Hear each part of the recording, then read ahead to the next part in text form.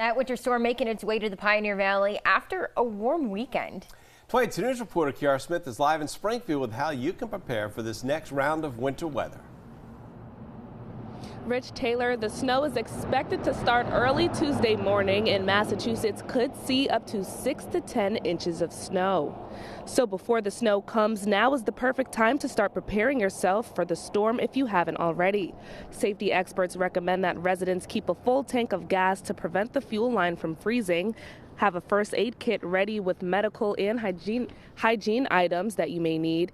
Keep lots of warm clothing and blankets with you at all times, and we are not expected to lose power, but it's always good to have portable chargers and battery-powered flashlights. And you may also want to make sure that you have enough groceries for your family and your furry friends. Working for you live in West Springfield, Kiara Smith, 22 News.